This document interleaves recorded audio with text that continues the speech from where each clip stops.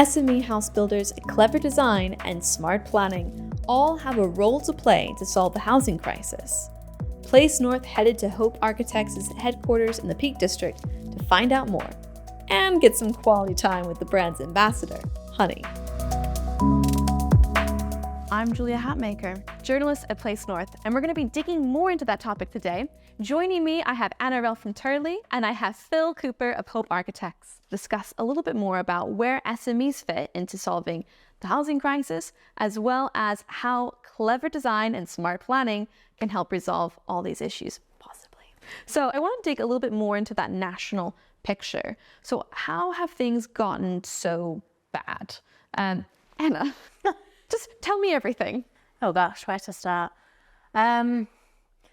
I'd love to just give you one answer, but the answer is that there's loads of different reasons, and I'm probably not going to be able to cover them all here today. But a couple that really stick out in my head is a lack of funding and resourcing within local authorities, which mean it takes longer to get through planning, and that actually isn't just on local authorities and local authority planners. It applies to all consultees that are involved in the process. And as we've been through a period of austerity and public sector cuts, that's just, worsened. And we've seen a huge amount of talent leave the planning and related professions from the public sector and go private sector. And, that puts pressure on everyone involved in the planning process. The other narrative that I guess we've had going on at the same time is sort of almost constant tinkering with the planning system and with national policy that have been a huge constraint on development and investment in terms of people not really knowing what's going to happen. Is there going to be planning reform? Is there not? If there is, what parts of it? And in reality, we've not seen much of it come to fruition other than the sort of almost constant tinkering with the NPPF, which has had a largely negative impact in terms of the recent changes that the former Conservative government made to the NPPF, and I think that's been widely reported in terms of the statistics on number of applications that have been submitted and number of homes that are being delivered. I think that's only two. As I said, there's a huge range of impacts, but from a planning perspective, those are the two that I'd point to. I think there are a lot of really structural problems with the housing crisis as well. We're unlike any other country in Europe in a number of ways, because in other European countries, people don't rely on the value of their home for their retirement. There isn't the same culture of constantly escalating house prices, which are so deeply ingrained with the way we build wealth in this country. And also, we haven't changed the way we build housing in this country for a really long time. Our format of building new homes is suburban development.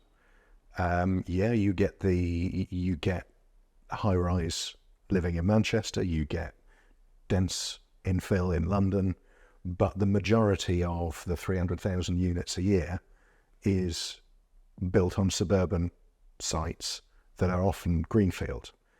Whereas when you look at other European countries, they build a little bit higher, they build a little bit denser. They ask questions about, do we all need a 10-metre patch of lawn for our back gardens, or do we need more usable space? There's the concept of gentle density, which is not anything anybody in Europe even thinks about, because that's always how they've done it. There is medium density housing as well as low density and high density. Whereas in this country, that medium density housing just doesn't exist. You're either looking at suburban development or you're looking at urban apartment living. And one of the key ways that the new government is talking about how we get to our target is to start looking at that medium density approach. Now, I'm going to push you a little bit on this medium density, since you said we don't have it in this country. What does it actually look like? Well, I think that is a really interesting question, and we need to start asking ourselves how we're going to look at that. Do we want small houses with small gardens? Do we want to think about more usable outdoor space? do we want to think? Is there more value in having a good sized balcony or terrace than there is in having a small fenced garden? Do we need a house? Do we need to park a car on the plot? Do we need to look at different ways of how we move from home to work? Are we even moving to work more often? And I think there are big architectural questions here that are not, that need to be answered and are not being answered in this country very much at all. Some of this might happen naturally over time anyway, and when you think of how almost unobtainable the 4-bed detached house is to young people now, teenagers now, like in thinking in 10 years time, you know, they are realistically a long way off, if ever, going to be able to get a mortgage on something like that. But actually, they might be able to get a mortgage on a decent sized 2 or 3 bed apartment or mansion block. And I think we will naturally see a shift in aspirations and sort of realism within the housing market. And actually, there's a lot to be said for those types of properties, particularly if they are next to transport links and people can get into Manchester or get into the city centre, wherever it is, really easily. Then they're striking that balance between, I've got my own place that I can afford, it feels like home, but it's not a 4-bed detached with a lawn that I have to mow. Actually, might be the best of both worlds. Well, people live different lives now, don't they? The next generation of house buyers, of home buyers, have got different priorities in their lives in terms of whether they go to the office, where they go out to eat, whether they cook at home, whether they grow their own vegetables. These are all different questions that apply to different generations in different ways.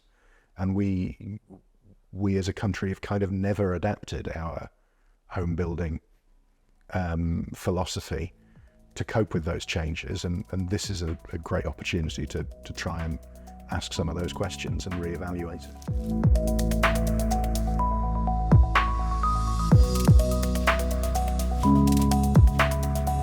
So Anna, can you just tell me a little bit more about the importance that SMEs have when it comes to helping resolve house building crises? Absolutely. I mean, SMEs, like everyone else, are super important in terms of delivering housing. And we know that this new Labour government has set out a really ambitious target of reaching 1.5 million homes in the first 5 years of their parliamentary term. And if they're going to do that, we need everyone to build more houses, and that, you know, applies to the big house builders, as well as to SMEs and to local authorities. So, but just in terms of context, Phil shared with me a really interesting stat on Friday that in 1988, about 39% of homes were built by SMEs in England. But by 2020, only about 10% of the new houses that were built in England were provided by SMEs. So done some quick maths, and that could, if SMEs were contributing the same sort of proportion to delivery as they were in 1988, we would have actually reached 298,000 homes last year. So we'd be pretty much bob on the 300,000 that everyone agrees is the right target. So I think it's really important that we focus on SMEs, try to understand why they've struggled in the past few years and why we've seen delivery from SMEs decline, and how we can reverse that and see them make a really important contribution to house building going forward. Well, let's dig into that then. So why have they had such a hard time in the past 20 years? Well, the land market itself has been really competitive. Local authorities' planning strategies focus on big sites because that's really a really easy way of delivering big chunks of housing quite quickly.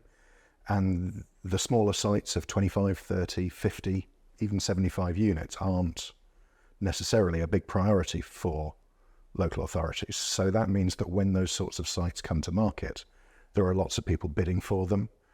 The land prices become really inflated, and SMEs don't have the same degree of economies of scale that the big house builders do. They can't buy materials at the same prices. They can't move resources around between different sites. They don't have the same purchasing power. They've got much more constricted borrowing abilities. And that just makes it really difficult to get into a site, to buy a site cost effectively, and to build it out with a decent margin at the end.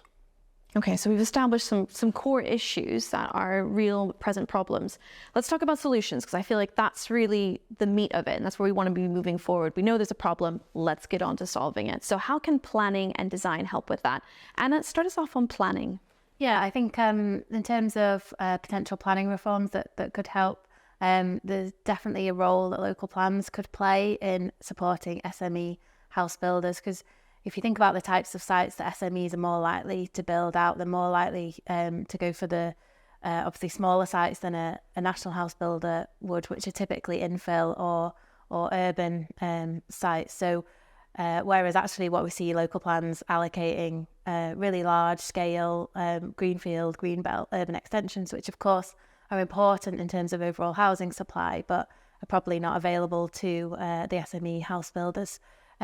So if you made it easier to secure planning permission on those smaller urban sites, reduce some of the complexity that we already have inherent in the planning system, that are a real challenge for SME house builders, then it is essentially reducing the burden on SME house builders to secure planning permission. Another thing that we are starting to see amongst many of our clients, including some of the smaller house builders, is adopting a social value approach to house building. So that is essentially taking a data-driven approach right from the outset of the design and planning strategy, really starting to understand the local area, the demographics, its key drivers, what local people think and want. And if you take all of that data and let that influence the design of how you make a place, then it can make it a lot easier to take a application through the planning process, because you've already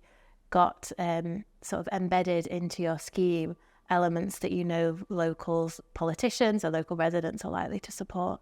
And then Phil, I want to ask you a little bit about Skeleton House in particular, because that whole aspect of that is data-driven design. Am I right? Yeah, absolutely. If you're a big house builder, you get to standardize your bathrooms and buy thousands of them a year.